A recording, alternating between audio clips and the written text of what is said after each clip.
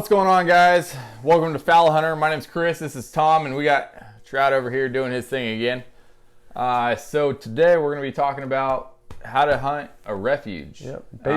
Basically, for you new guys, never hunted one before, you watch this video, it's going to give you a kind of a step-by-step plan what to do.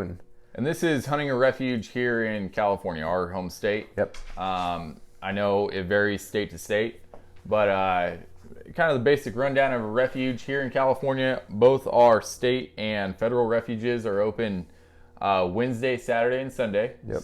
And shooting times are 30 minutes before sunrise, and it ends at sunset. Yep. And again, real quick, just let's clear the air. Everything we're about to give you guys are our regulations currently right now. Yes, if you watch this video next season, 10 seasons from now, could be different. Yes. So don't take what we say as set in stone. Research your own regulations. Mm-hmm. This is just what they currently are right now, and maybe for what we're hunting. So make sure you research your own stuff, especially if you go on a hunt. Make sure anytime you go on a hunt, you're either with someone who knows what they're doing, or you know what you're doing by your own research. And regulations could vary depending on what refuge you go to, too. Yep. So also a little research there. So first thing before you hunt at all, you also need your license. Yeah. So what are the current requirements for a license? You need your hunt license. Mm-hmm. Well, and if you don't have your hunting license, you need to go out and take a hunter safety course. That's right.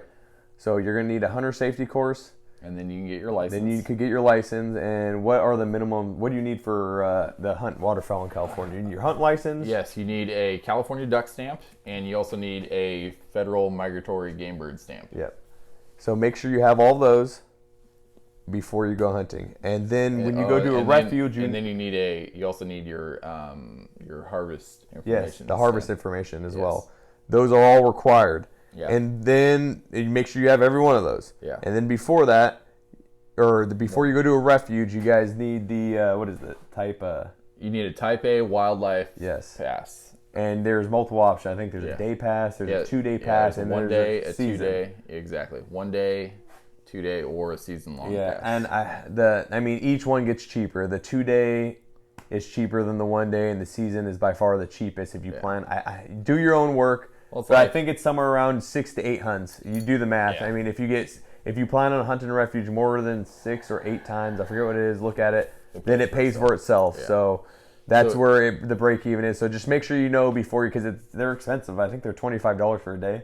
I think it's like $21 for a day pass, for a 1-day pass. For a 2-day pass, it's like $30-something. And then for a season long, it's $100-something bucks. But so make sure you know what you're going to do. If you plan on hunting all season in a refuge, then it probably is going to benefit you to get the season long. And plus, you have to have that pass before they even allow you in. You have to check into the stations. They'll check. Yeah. So a lot of times the guys forget, and the day of they're scrambling to get their day pass. With that season long pass, you have it. You're always good. Well, and then another plus to buying a season long pass is that it allows you to hop around from refuge to refuge on the same day. So if I was to buy a 1 or 2 day pass, and say I'm on one refuge and the hunting's slow, and I want to bounce around to another one, I can't use that same 1 day pass at another refuge. Yeah. I would have to burn. They take it from you. Anyways. Like I would have to burn either my 2nd day pass, or I'd have to go out and buy another 1 day pass just to hunt that other refuge. With a season long pass, you can hunt one refuge for a couple hours, and then you can go over and bounce and hit another one for the evening.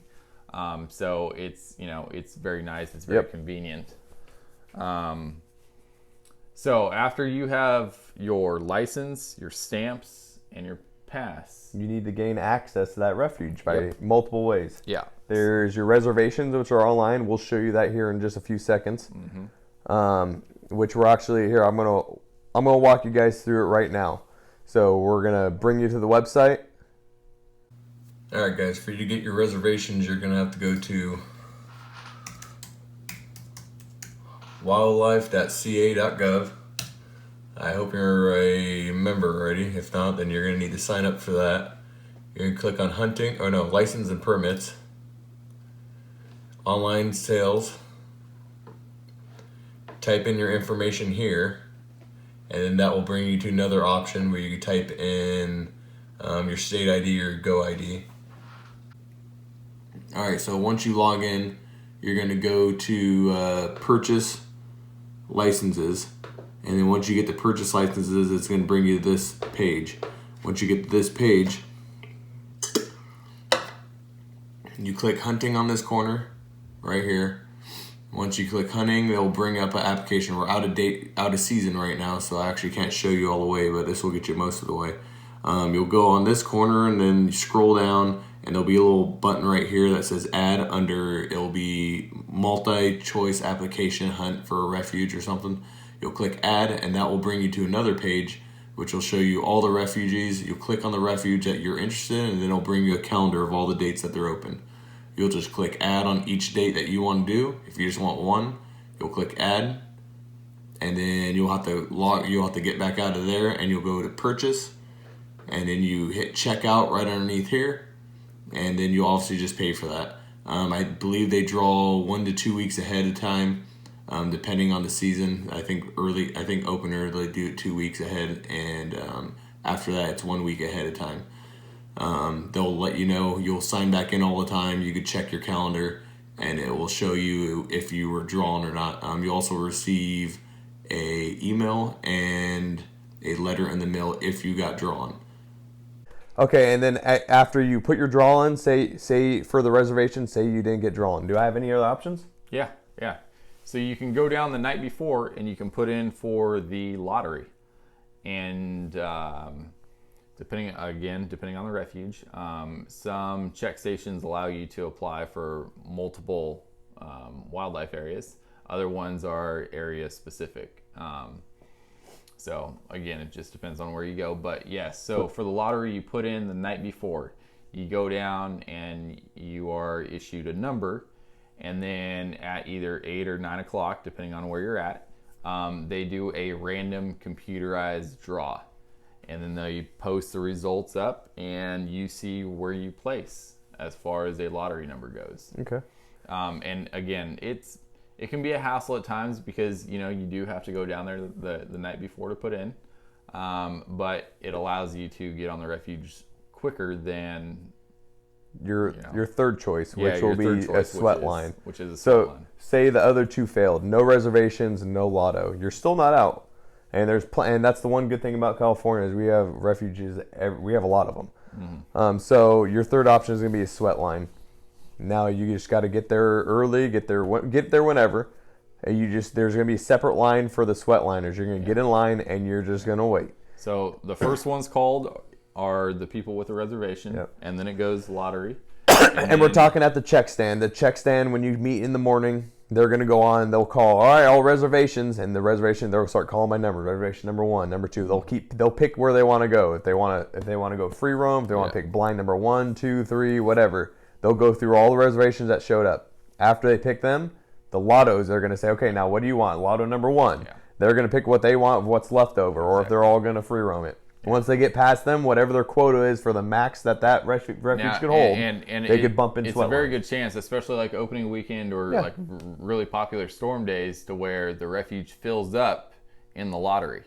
Yep. So I mean that's a risky run, but for the most part, they allow the reservations to come in. They go through the lotto, and then they do pull people off of the sweat. Yeah. So just because it fills, say it filled with the lotto, it doesn't mean you're out. No. People come out quick, and if it's a good day of hunting, I mean, people are limited quick. Exactly. I've limited in less than 30 minutes for a lot of people have limited. Chris probably had hunts where he's limited out in the first 6 minutes. He hunted before me. Back in the day when hunting was off the chain. That was just a couple years ago, actually. It was my last one. Yeah. Anyways, so you'll just wait, basically. You'll wait until someone limits or someone leaves for whatever reason. People leave. I mean, I'd say the most normal time for someone to leave is probably around 10 a.m. People start coming out whether they did good or not. It's earlier than that. Most of the time you get guys walking out at like 8:30. Yeah, people like to just go and have a good time for a little bit, and then they leave. They like to come home early, which I've done plenty of times. I got to get home for the day, so I get in early, and I have some fun in the morning, hang out with the boys, and go back home. So anyways, that opens up the door for the sweat liners now, or the rest of the lottos, whatever it does. as someone leaves, they're going to fill that spot. So as someone leaves, they're going to fill that spot. And eventually the sweat line gets gone through. You might, this is worst case scenario, but if you're there early in the morning, you might not get called until, 3 is the last call? Yeah, 3 p.m. 3 p.m. is the last call. And that's so for the majority, the refuges will refill. There are a couple that don't allow refills. Again, make sure you guys research the exactly the regulations at each that refuge. particular refuge. But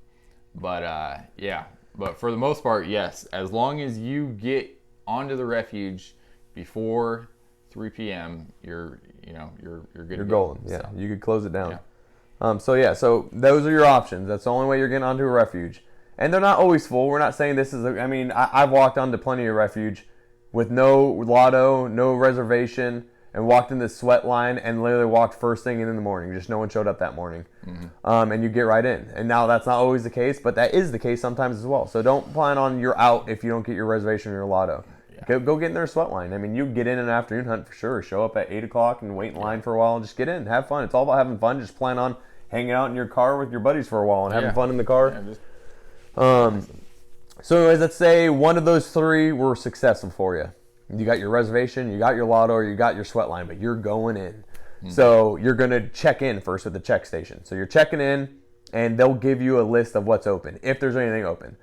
For you brand new guys, I highly suggest, and there's very few people that wouldn't suggest this, you brand new guys, go pick a blind. Get your own spot where you don't have to worry about you're in a wrong spot, you're in a non-hunting spot, that you're too close to somebody. This eliminates all of that. Pick a blind. And just have your own little pond area where that's yours and just start learning the basics of hunting.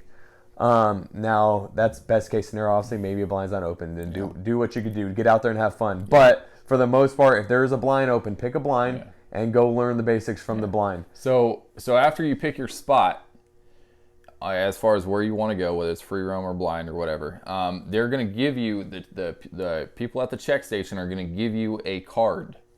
You need to make sure that you keep that card in a nice, safe place that you keep it in your wallet with your license and everything else. You can't lose it. Yeah, because you're going to have to turn that card in before you leave. So it is very, very important that you do not lose that card that they give you. Yep.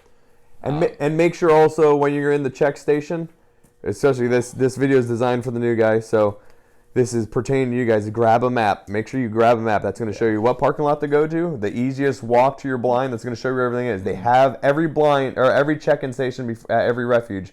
They'll have a printout of their parking lots and their blind sections of a map of the refuge. Grab a map and collect them. Keep them. Bring them home so you guys can plan out your next hunt there. Yeah. Just make sure before you leave that check station, you have your map. And make sure you're parking in the right area and you're getting to the right spot. Yeah. So and they're going to tell you, if you don't know, they're going to tell you what parking lot to park in. Oh, they'll help you out too. Yeah. All the guys in the check-in station are very nice. They'll ask them if you have any questions on anything. They'll help you out.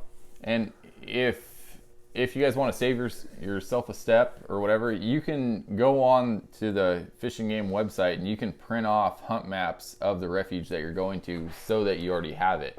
Or you can screenshot it and just save it to your phone or do whatever. But that way you have it and you have a general idea on where exactly you're going. Yeah. So, and another thing, if you guys get, when you select the reservation online, which I showed you how to do, if you guys get drawn, I think you have the option of either printing it out or having them mail it to you. I think I usually do both. Yeah. But on that printout, it will tell you, make sure you read this, because this is key. It will tell you how early to get to that refuge. It's either 2.5 or 2 hours prior. It will tell you. If you are not there when they start calling, you just missed your reservation. Yeah. So if it says 2.5 hours, make sure you're there 3 hours early. That way you have 30 minutes to park, get out to the check-in station, and you're ready to go.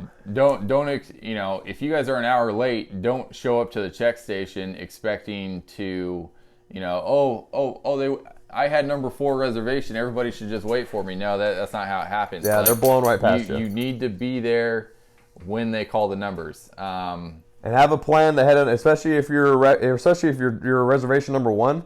better make sure you already have your plan ahead of time because they wait. Yeah. It's at 2.5 hours before they call reservation number 1. They expect you to walk up and tell them what blind you want. So get there early with your buddies if you're going, because each reservation, it depends on the refuge. You get to bring a certain amount of people. Some places allow you to bring up to 4 people total in your party. Some places are 2. Yeah. Make sure. And you have to bring that piece of paper. Like just because you get drawn, if you show up to the check station and you're like, oh cool, I've got resi number 1, and they're like, okay, well where's your paper?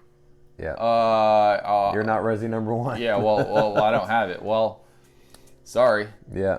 I don't really know what to tell you. You know, bring that paper, have a plan, get there early. A lot of times, I mean, it's not always, sometimes they forget, but majority of the time they'll actually put a list of the last couple days, last week, I think hunting, they'll show you the numbers that came out of each blind in each section.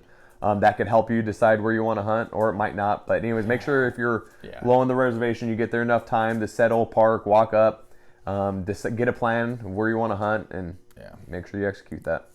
So, yeah. I think that's it. Is there anything else they need to know, or that's about it? No. I mean, when it comes to results and blind averages and all that kind of stuff, take it for kind of what it's worth. Yep. Just make sure you guys have fun. Yeah, exactly. Don't necessarily take those numbers as gold. Oh yeah, definitely not. But I mean, if you have nothing else to go off of, then I mean that's fine to go off that too. Yeah, that's what it is. So just make sure you guys have fun and let us know if this helped. That's all we're here for. We're trying to help you guys. I hope this is going to help a couple people out.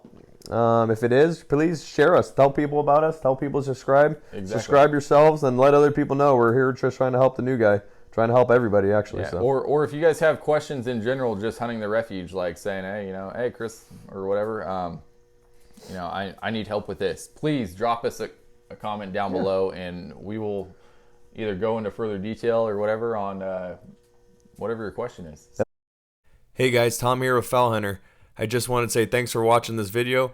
We have a ton of new videos coming out with really good information, so please hit subscribe and like, and remember to hit the notification bell so you don't miss out on anything. Come visit us on our website, Instagram, and Facebook, and drop us a comment below. Thanks again, guys, and see you soon.